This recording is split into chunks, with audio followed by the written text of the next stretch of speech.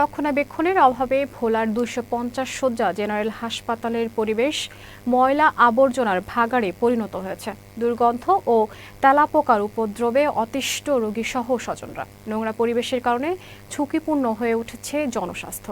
হাসপাতাল কর্তৃপক্ষ কার্যকর পদক্ষেপ না নেওয়ার ব্যাহত হচ্ছে রোগীদের চিকিৎসা ব্যবস্থা। প্রতিনিধি মোহাম্মদ মনসুর আলমের পাঠানো তথ্য ভিডিও চিত্রে বিস্তারিত ডেস্ক রিপোর্টে। ভোলা জেলার ২২ লাখ মানুষের চিকিৎসার শেষ ভরসা ভোলার ২৫০ শয্যা জেনারেল হাসপাতাল। নিয়মিত পরিষ্কার পরিচ্ছন্ন না করায় সিঁড়ি থেকে শুরু করে রোগীর বিছানা পর্যন্ত সমগ্র হাসপাতাল জুড়ে রয়েছে ময়লা আবর্জনা। দুর্গন্ধে রোগীদের ভোগান্তির শেষ নেই। এছাড়া রোগীর বিছানার আশেপাশে তেলাপোকার উপদ্রবে অতিষ্ঠ রোগীরা। হাসপাতালের পরিস্থিতি দেখে রোগী অসুস্থ, আমরা অসুস্থ।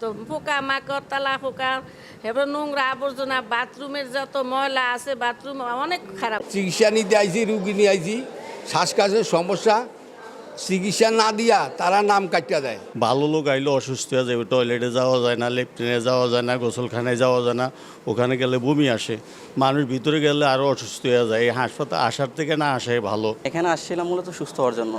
এখানের যে পরিবেশ, আরও অসুস্থ হয়ে গেছি। এই ময়লা আবর্জনা পড়ে রয়েছে, পোকামাকড়ে কামড়ে দিচ্ছে।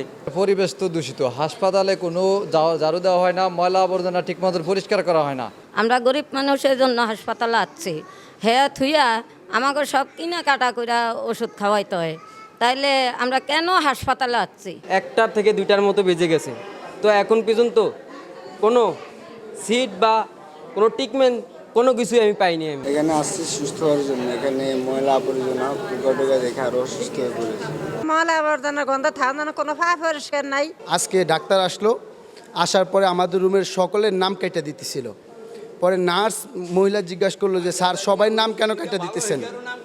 তখন বলতেছে যে তুমি এত কথা বলো কেন, বোঝো এত লোক থাকবে কোথায়? ভোলার পরিবেশ অধিদপ্তরের সহকারী পরিচালক জানান, হাসপাতালের এমন নোংরা পরিবেশ কখনো কাম্য নয়। এতে নানা রকম রোগের সংক্রমণের আশঙ্কা সহ মারাত্মক স্বাস্থ্য ঝুঁকিতে পড়তে পারেন রোগীরা। এটা অবশ্যই একটা খারাপ দিক, কারণ এইসব পোকামাকড়, যেসব ইনসেক্ট আছে, এটা ফুড পয়জনিংয়ের জন্য যথেষ্ট। এই ফুড পয়জনিংয়ের মাধ্যমে একটা রোগীর সুস্থতার চাইতেও অসুস্থ হবে বেশি। এই বিষয়টা আমি দেখেছি এবং এর বিষয়ে প্রয়োজনীয় ব্যবস্থা গ্রহণ করার জন্য আমি যথাযথ কর্তৃপক্ষের মাধ্যমে আমি কথা বলবো। জেলা সিভিল সার্জন অফিস জানিয়েছে, হাসপাতালের ময়লা আবর্জনা পরিষ্কার পরিচ্ছন্নতার অভিযান চলমান রয়েছে।